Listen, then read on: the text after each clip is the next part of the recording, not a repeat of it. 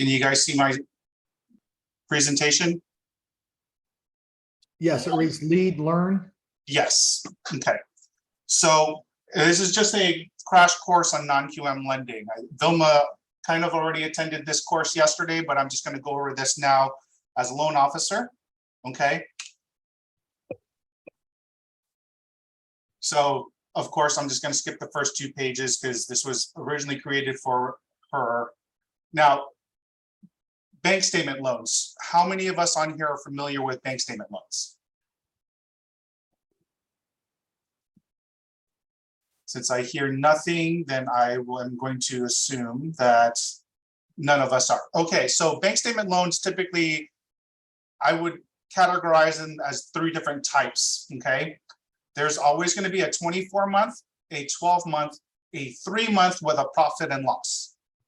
Now, just like any file, you know, the more income we can provide them, the more secure the loan's going to be and the better the pricing is going to be.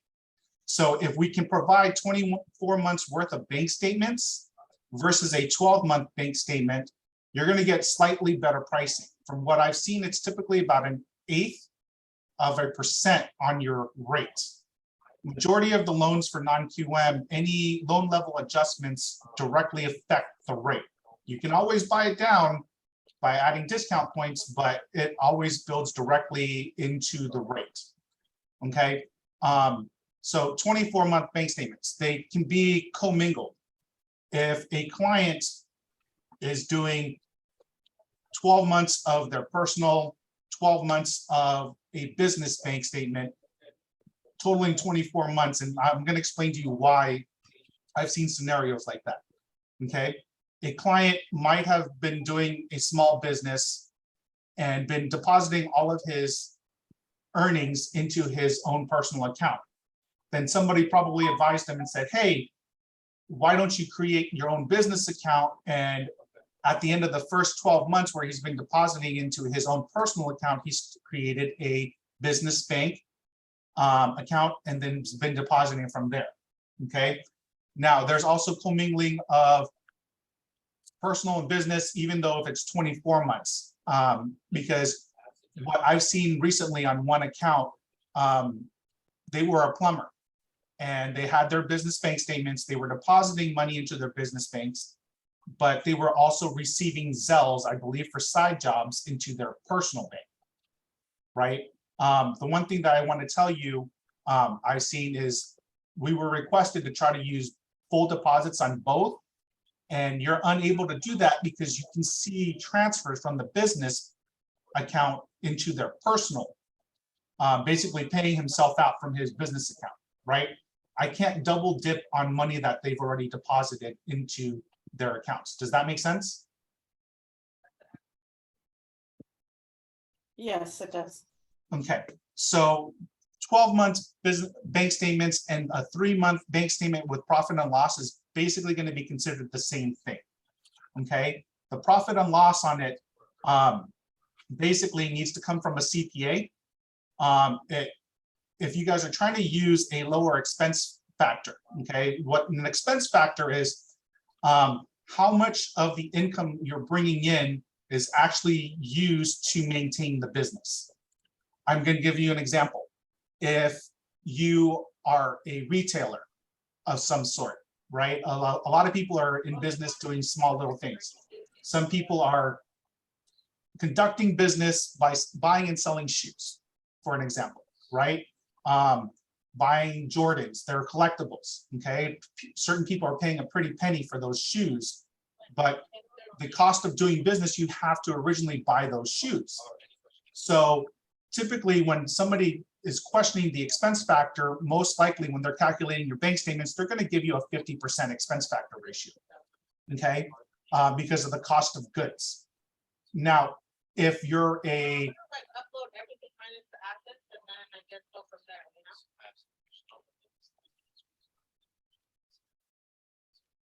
I'm sorry, I'm hearing chatter, so I'm not sure if that's a question for me or.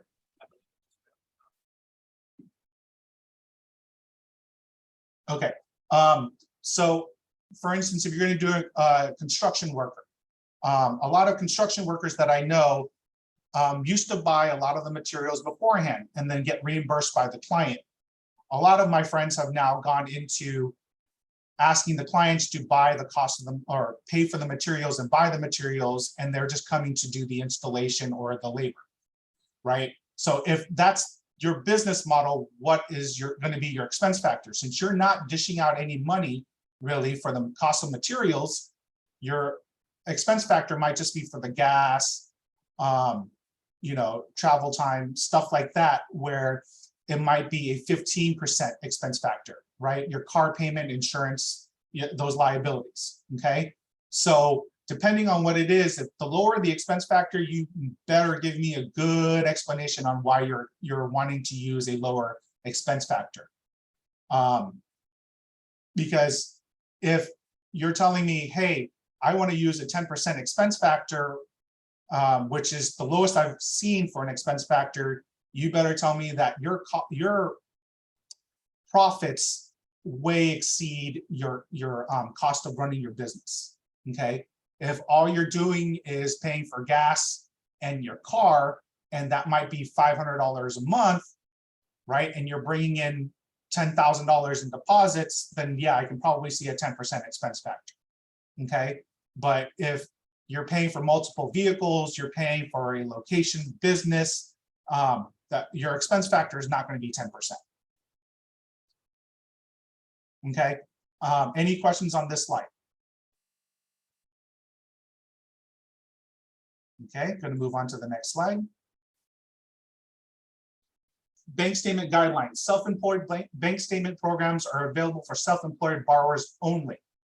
Okay, so is it only accepting self-employed borrowers? No. So what I'm trying to say is, if you have a client that works a 9-to-5, okay, and I'm going to use that shoe reseller as an example.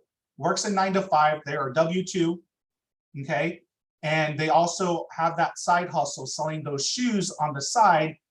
It would still be considered a bank statement loan if you're trying to use those incomes from his side business.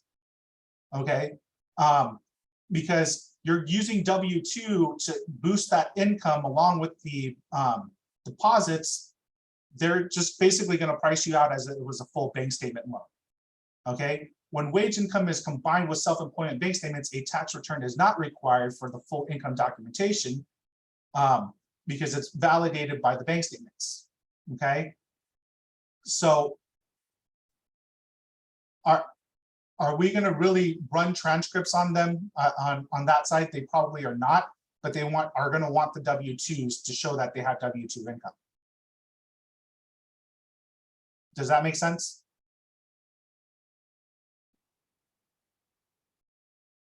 No questions. I am going to move on to the next slide. So bank statement guidelines, okay? They are not going to allow non-occupant co-borrowers. Now, are there exceptions that might be that you can possibly request? Yes. Are they always granted? No, right? Because they want to make sure, since this is a risky loan, they need to, whoever is on the loan is going to be living in that property, because they want to make sure you guys are, the borrowers are concerned about making their mortgage payments and making them on time, for in layman's terms, okay? Now, the minimum FICOs for bank statements are 600 minimal, okay? And just like credit qualifying on any other loan, you know, their FICO is going to change their interest rate. The lower the FICO, the higher the rate's going to be, okay? The maximum DTI is going to be a 50%. Be careful with that, because sometimes we can ask for exceptions, but we have to have strong compensating factors when we're asking for exceptions on the non-QM site. Okay, they are allowing 55% on full docs only, and with an 80% LTV, and require 6 months of reserves and minimum FICO of 660. Okay, 90% LTVs are available for borrowers with 720 FICO or above. So are we able to get them higher LTVs on these loans? Yes, but you need to come with a strong credit qualifying borrower in order to get that. Now, just a reminder, again, everything, all the LLPAs that are built into these strictly affect your interest rate, okay? Again, if you're gonna probably go with a 90% 720 FICO borrower, you might be seeing 9 to 10% interest rates right now, okay? Where if you go with an 80%, you might be seeing middle 7s to 8%. Do you guys have any questions on that?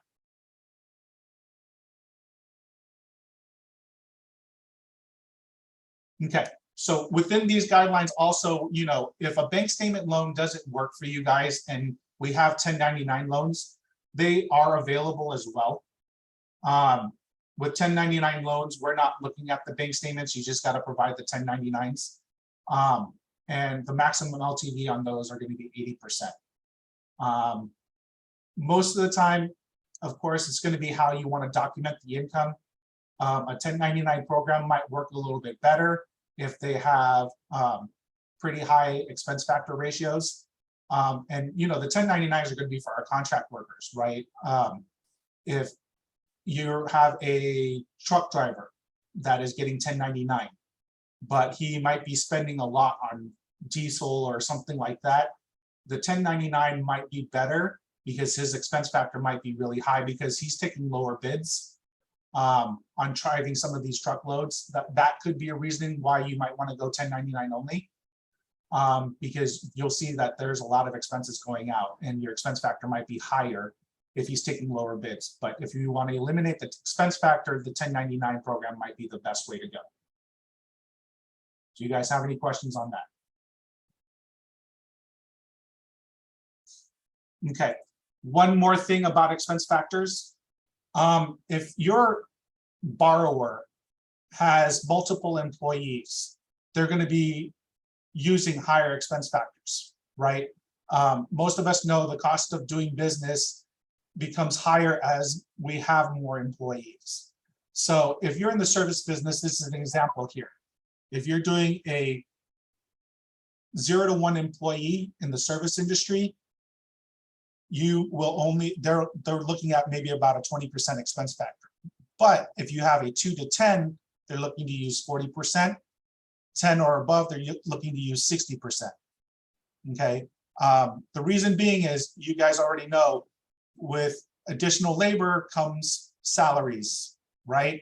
So you can still fight to get this lower, but this is just basically the simple calculations that they're pretty much going to go based off of initially. Okay. Product business, kind of like what I was explaining. If you're doing jewelry, construction, food, manufacturing, retail, you know, collectible selling, you have to buy product. So it's going to be the same thing. They're going to be using higher expenses as you have to document more employees. So most of us, if we're doing bank statement loans, it's most likely for a small business. You might have 1 employee. If, you know, the individual is a gardener, right? Usually they travel in 2s when they're working out there. So, you know, we need to be cognizant of how many employees are there before we're trying to fight the expense factors, okay? Because when we're trying to fight what is the norm, you're going to have to give me very good reasons on why we're trying to use a lower expense factor. So if it starts going too low, what they're typically going to ask is, hey, can you give me an expense factor from the CPA? Right? They want a third party if we're going too low to verify that their expense factor is that low. Because if we don't get a third party review of it, they're just going to think that you're manipulating the income. Does anybody have any questions about that? Okay. Now on to the self-employment section of what they're considering self-employed borrowers. Self-employed borrowers, a borrower with 25% or greater ownership interests in a business is considered self-employed and must be evaluated as a self-employed borrower. Okay, so can we do bank statement loans using business bank statements for an individual if they are 25% ownership? Yes, we can. So basically what they'll do is they'll take the bank statements, calculate the income, and give them a quarter of the percentage of that. Okay, so basically the percentage of ownership is very important, and they're going to ask you for documentation on the corporation to show what's the percentage of ownership when they know that it's multiple owners. We've done at my previous company a lot of loans for companies that had 2 or more owners, and we just gave them the income based off of the ownership percentage. Okay, 1099 contractors basically don't want to see Schedule C or Schedule E with the IRS tax returns, and they'll probably be requesting 1099 only confirmation from the IRS. That's why it is a little bit more difficult doing the 1099 loans, but sometimes, like I was mentioning, if you're getting a high expense factor ratio, going 1099 might be best. It's just going to be a little more troublesome on trying to deal with the income documentation. Okay, now service and tip industry, you see there, due to the cash nature of the service and tip industry, those borrowers may participate in the bank statement program. Full document is required for employment. So what they're going to do is they're going to get their base salary, right? Here in California, I believe servers make minimum wage plus tips. Okay, not the rest of the country is not paid that same exact way. I think when I was younger, I was working as a server, and I think my hourly wage was $2.15. Okay, so they're going to ask to just try to validate the base salary, and then they'll be looking at the deposits you're making into your bank. Hopefully they're depositing their money and not just keeping everything in cash, right? But this is how we're going to be looking at their bank statements, okay? One example I gave yesterday during the presentation, which I'm going to go to showing how income's calculated based off of the bank statements, is if you have somebody who receives a lot of Zelle, okay, just make sure that we're going to give them a narrative on why they're receiving so many Zelles, because, you know, a lot of us might have gone out to lunch or dinner recently with friends and somebody paid for it and you're going to Zelle them money. If I receive a Zelle because we went out to dinner from my friends, that's not going to be considered income, right? So just remember, on bank statement loans, if they back out any deposits, you guys can always fight it, but you need to give us reasons why to add it back in. So for instance, if I occasionally might get a Zelle from a friend because we went out to dinner for $100, am I going to be able to use that as income? No. So they're probably going to be backing out those Zelles. So just make sure that if you see consistent Zelles, we let them know why. I was using that example earlier where a client might be doing side work or receiving, you know, direct payments from individuals via Zelle. What might be asked is start providing invoices, right? So just remember, everything in here is just needs to be documented. If we're going to try to fight anything, it needs to be documented. Recently, we had a bank statement calculation where somebody said, hey, is it going to be okay? Because my client just got a $75,000 deposit. Well, yeah, that's okay. They're going to question why you have a $75,000 deposit. So get me an invoice so we can provide it to the underwriter so they can see why we have a $75,000 deposit. Okay, so the next slide is going to show you how bank statements are usually calculated. In this example here, right, you see the deposits are highlighted at just a little bit over $30,000. My next example shows a deposit that's highlighted under there, but it's a purchase return. So am I going to be able to use that purchase return of $66.40 towards my total income deposits? No. Okay. But I have a deposit here for over $3,000 and another deposit down here for over $3,000 or $1,000, right? Am I going to be able to use that as income? Yes. So they're going to be evaluating everything that's going to be in your deposit column to see what they can use and what they have to back out. Okay. Online transfers. Okay. If the example I gave earlier, the client had a business account and a personal account. If the online transfer to their personal account, which we were trying to use deposits from that as well because they were receiving all their Zells on there, was coming from their personal business account, I can't double that deposit. So, but if this is one account, let's say it was their business account showing here, and I'm getting a deposit from another business, I'm going to be able to use that. Okay. As you see here, that this business deposit here was $3,000, and then there was a $1,200 deposit up there, but it just says deposit. They're not going to question using that amount. Okay. Any questions on that so far? So we all understand what type of deposits we're going to probably going to exclude, what we're going to use, and what we might want to fight. Correct? Correct. Okay. So now the self-employed 3-month bank statement program.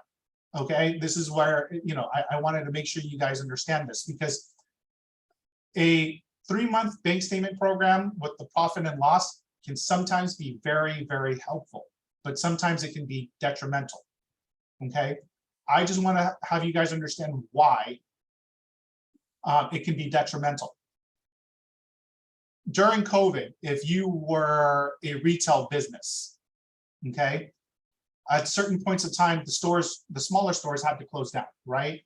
So you might have had a 3-month period where you're showing yourself not very profitable, right? And then you show, let's say, 9 months of being profitable on bank statements, okay? And the profit might be extremely high, okay? They don't count the expenses against you. So if you went with a 12-month bank statement loan, the average calculation might give you, let's say, $15,000 in income. But if I do a 3-month bank statement with a profit and loss, remember the profit and loss also includes your rents. So during the period where you weren't earning money, right, the rental of that location is still hitting your profit and loss. So that's showing expenses that you're dishing out versus your profit. So do you think that your income doing a 3-month bank statement with a profit and loss is going to be higher or lower than if you went with a 12-month bank statement? Anybody?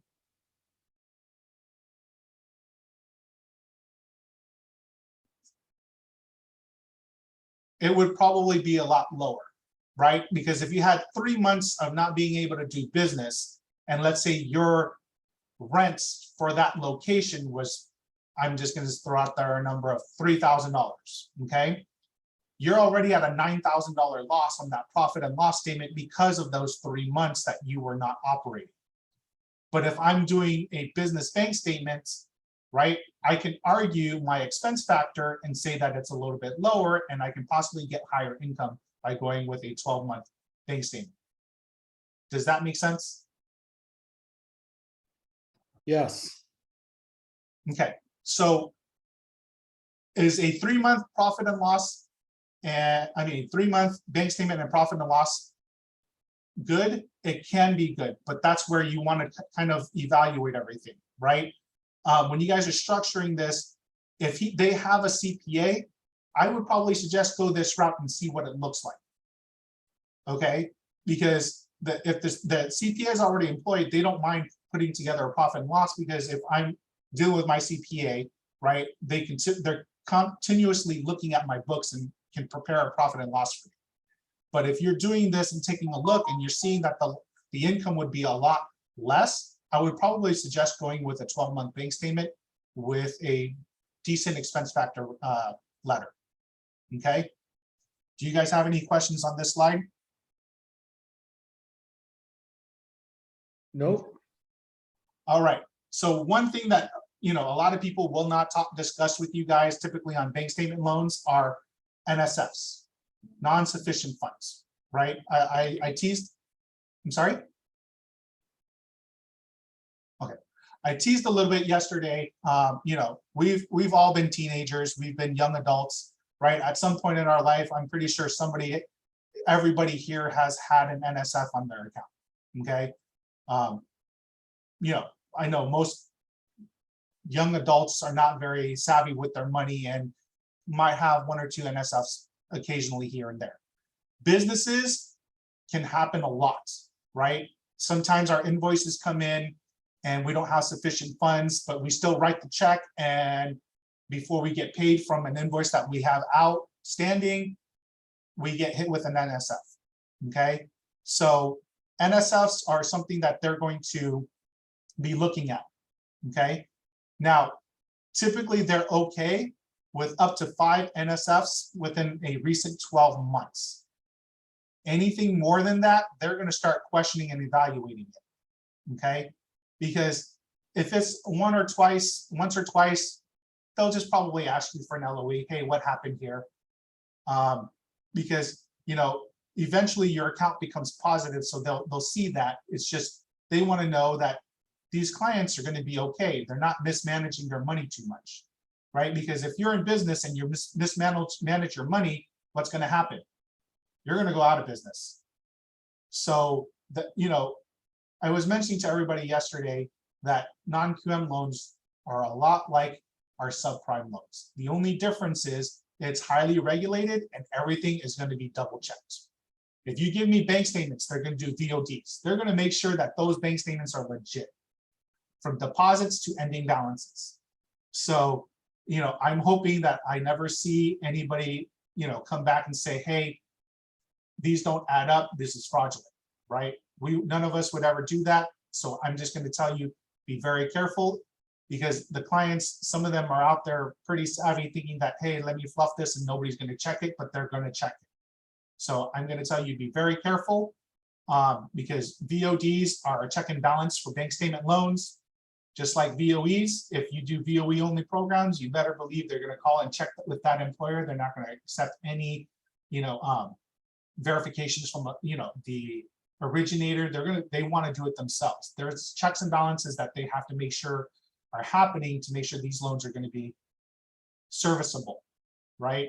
So if you happen to have more than 5 NSFs, they're going to most likely ask you for LOEs, and hopefully you don't have anything pretty current. If you had 5 in the last 12, but the last one was 6 months ago, right? They're going to probably see a good trend there, and that might be an exception, because let's say you hit 6 or something like that.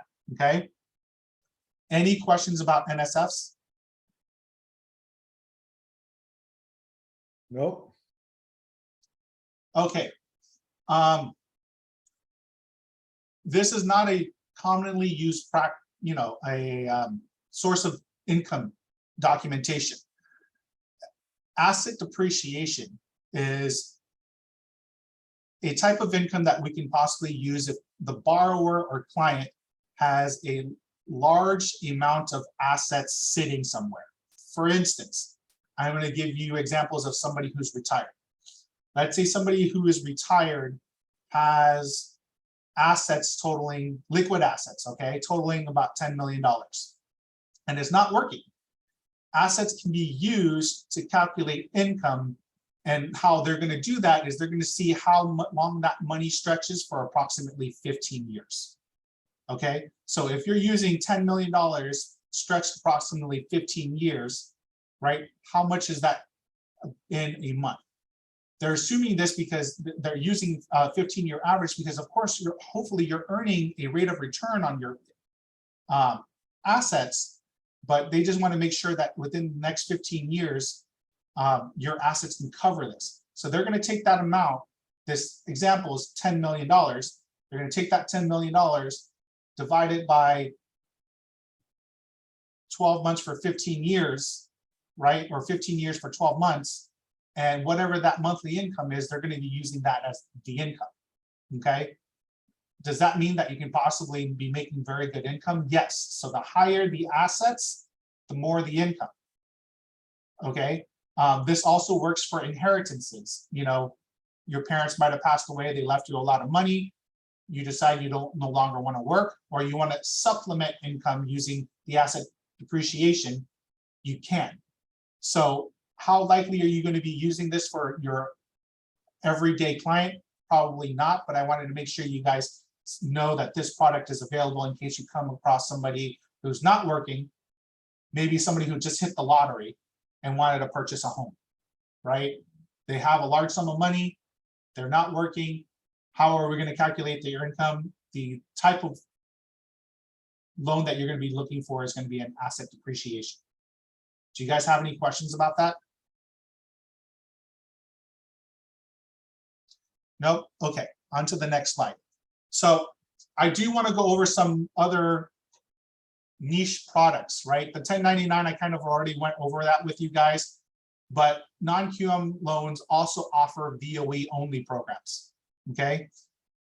The VOE only program do have limitations, maximum LTV limitations, right? The maximum LTV is going to be a 70%, okay? Minimum FICO is going to be 620. Now, I'm telling you this because this is a product that is offered, but if you're going to try to go with somebody that has a VOE only program, I would probably suggest what's called a no ratio program, okay? No ratio programs basically just ask you for employment. They're just going to confirm that they are employed, okay? They're not going to calculate income from that. So these loans are a little bit harder to close, but you can have a higher LTV. So look at the section down there where it says no ratio. So the 80% LTV is available for a client who has a 700 plus FICO on a no ratio.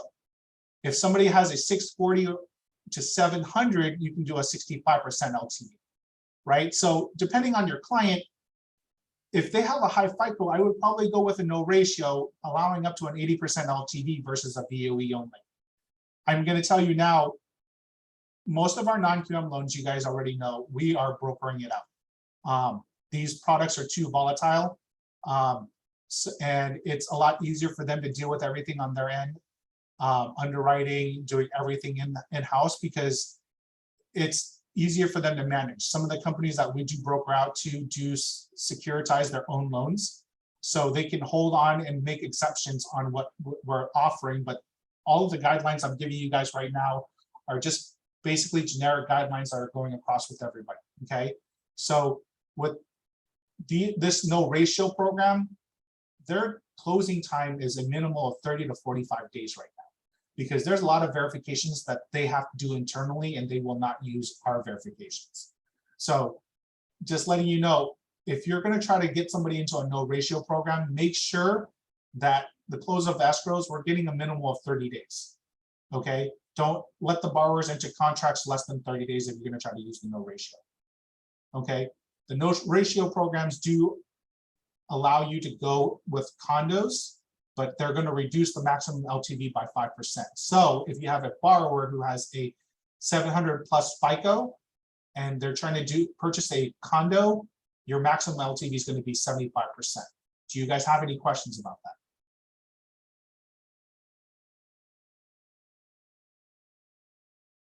No? Okay, so I just wanted to show you guys on line 2 on the VOE program versus the no ratio. You see how the no ratio is saying a 65% LTV with a minimum FICO of 640. So if I have a client who's 640 to, let's say, about 700, the VOE only program might work better because you can go with a higher LTV of 70% on the VOE program. Does that make sense? Okay. ITINs. So a lot of you, there have been a lot of requests about ITINs, and just so you guys know, ITIN products are available, but they are scary to investors. And I want you guys to understand why, right? So I hate to say it this way, but ITIN borrowers are using an ITIN because they don't have an official social, right? So at any point in time, there's always a small chance that they might get into some type of trouble and no longer be in the country. So those loans are risky to them, okay? ITINs are coming back slowly because as the market gets bad, companies tend to restrict their programs. And as they see business starting to dwindle, they start expanding on their programs a bit again and relaxing on their guidelines. So right now, most lenders, when you're going to go and try to get an ITIN loan, you're going to probably see a requirement of 80% LTV. But what's going to happen is because the market right now is so slow, they're probably going to ease up on that and say, hey, let's try to generate more business. So to be honest with you, I think by the start of next year, you might see LTVs on ITINs back up to 90%.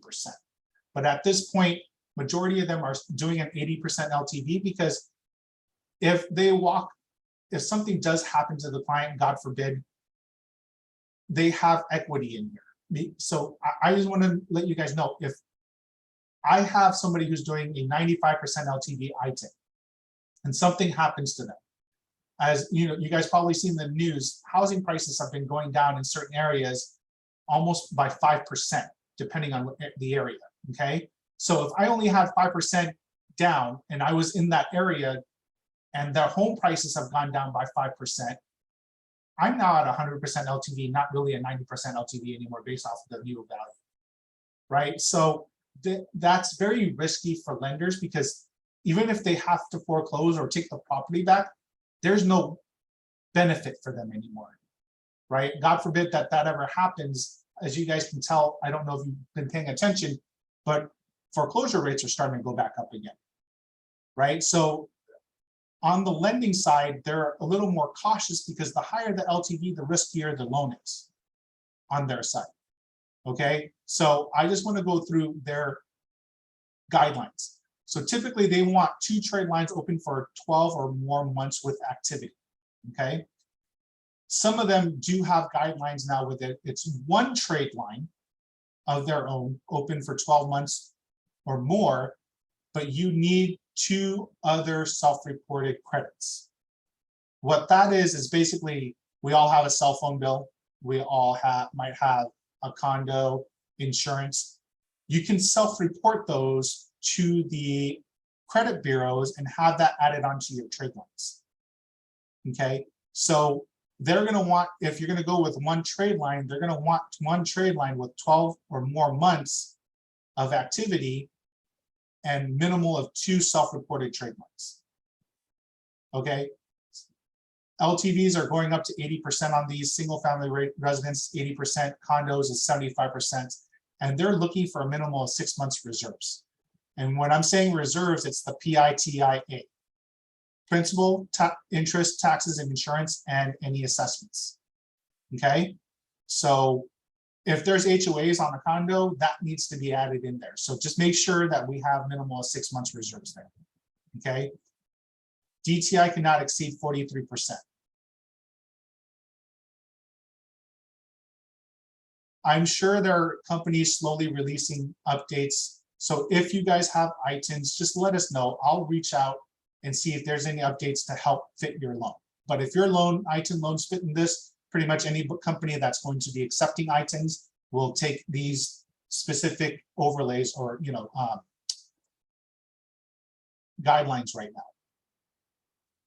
Mobile homes on ITINs, that's where it's going to get tough. We recently had one. There is one company that was doing it, but that was almost a 45-day closeout. Because there was a lot of extra documentation there. That mobile home was a little more difficult because it was the HUD requirements for mobile homes. So we had to get a rebuild letter from the county. That it was a little more hardworking, but yes, we have one outlet that we found that will do mobile homes with an ITIN.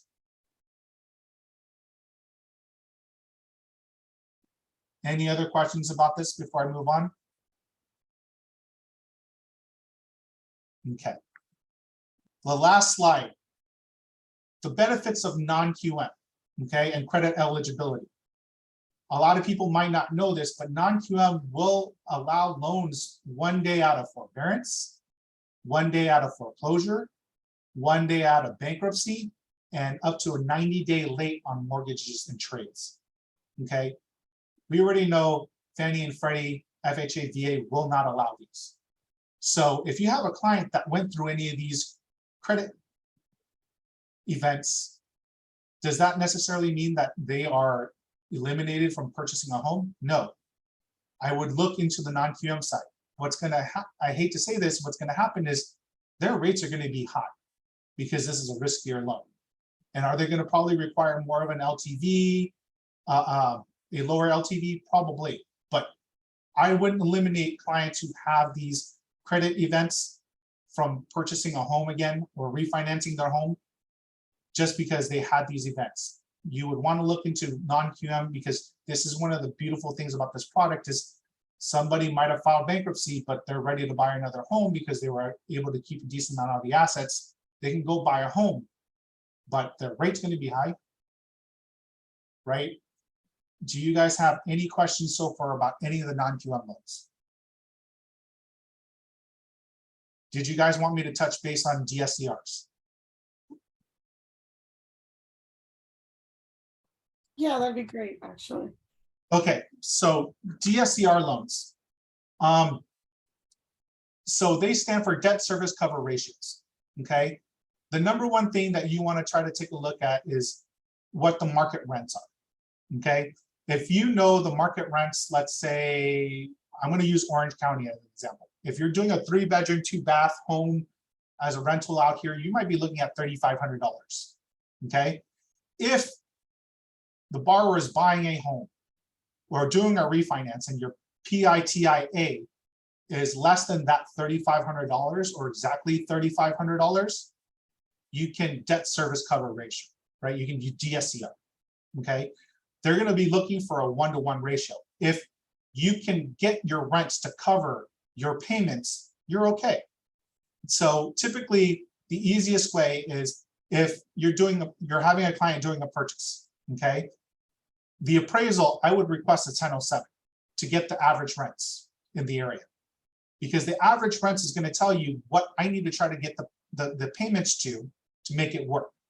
Now, there's several ways to make that type of payment work, okay? If the specific lender that you're going to go to offers an interest-only payment, right? So most of them will offer a 30-year with a 10-year interest only. Okay, if your interest only period of 10 years payment covers the rents that you're receiving, or the rents cover that payment, you're going to be okay. They're not going to qualify you on the fully amortized like they would normally do on the DSCR loans only. Okay, if you're doing an owner op, they're going to qualify the borrower on the fully amortized payment.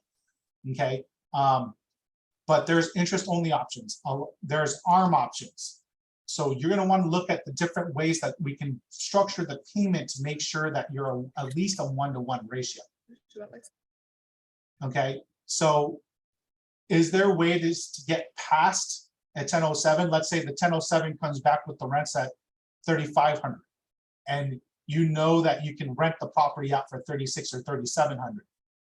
If you can find a client early enough and get a lease agreement, we can use that to argue because the market rent is lower, but the property might be somewhere desirable in a nice quiet neighborhood, or something like that, where you think you can get a little bit more and you can get a lease agreement, and they're going to ask for the lease agreement and probably the deposit from the client. It might not have to be deposited yet because the client does not have ownership of the property yet, but they're probably going to ask for a deposit, copy of the deposit. It can be PTF or something like that. I've seen it move PTF because if they know the transaction's going through, they can deposit the basically the deposit from the client borrower, or sorry, tenant, and use that to clear that condition, right? So can you fight market rents on those when you have 1007s? Yes, but you better come up with some good lease agreements and start sourcing the first month's deposit, typically that you would take with a lease agreement. Okay, so does DSCRs work? Most of the time, it's probably going to work best right now for clients you might have out of states. Okay, the cool thing about it is I have originators on here who are licensed in only certain states. I believe most of you guys are licensed in California. The cool thing about DSCRs is they're considered commercial loans. So most of the companies that we broker to, if you're doing a DSCR, as long as they are licensed in that state, because it's considered a commercial loan, you can still originate that DSCR in that state. So are you going to be required to be licensed in that state? No. I'm going to give you an example. If Abby here has a client that is moving to Texas, for instance, and the client is trying to buy a DSCR property, we can get them to debt service cover and everything like that. Abby can be the originator on it because it's considered a commercial loan. So she can be on the 1003, right? Typically, most of us know we cannot originate a loan in a state that we are not licensed in. But if it's a DSCR product, most of the DSCR lenders are allowing you to originate in states that you are not licensed in as long as they are licensed in that state. So if you have clients that are looking to buy properties out of state, does that eliminating you from helping them? No, as long as it's an investment property and you can get them to debt service cover ratio, DSCR. Do you guys have any questions about that?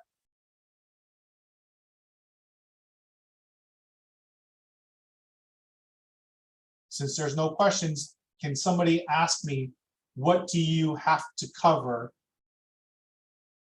in payment to DSCR? What do you have to cover in payment for DSCR? Yes. So if you're getting $3,500 in rents, how much can your payment be for the client on the loan?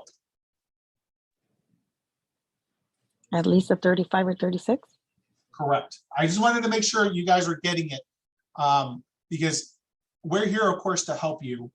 But in order for you guys, to understand these products, I want to kind of be a little more interactive with you guys. And I'm pretty sure a lot of these trainings haven't been very interactive. So if you have a client that gives you a rental agreement because they're trying to do a cash out, their rent is $3,700 and your payment is $3,600, do you guys debt service cover ratio?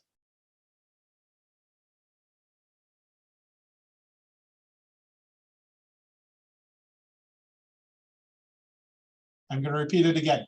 If you're collecting rents from the tenant of $3,700 and your PITIA is $3,600, do you debt service cover? I want to say yes. That is correct. Okay, so is it profitable or is it beneficial for some of these clients? Yes, right? Because the one thing that you want them to understand is even though the rates might be higher, but if you get them to DSCR based off of those rents, did the client lose any money? No.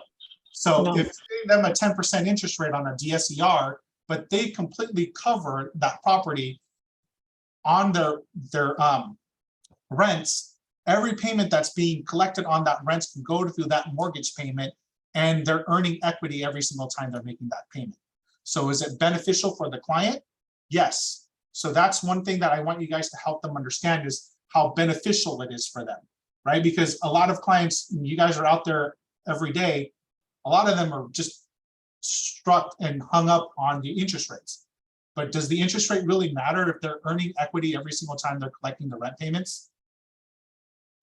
No. Right? So help them understand that, because if they're doing investment properties, this is an easy close, very quick close, as long as you guys can get them to see the benefits to it. Okay. So that's why I want you guys to understand that program, how the payments work, how you calculate it. If they debt service cover ratio, is it beneficial to them?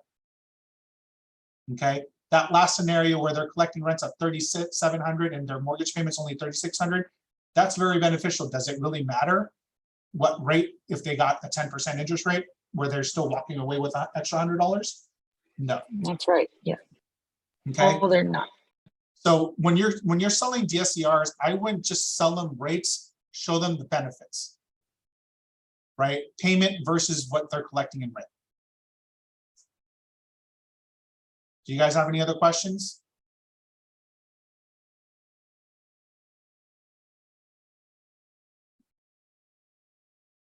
No, we're No, good. we're Thank you. good. Okay.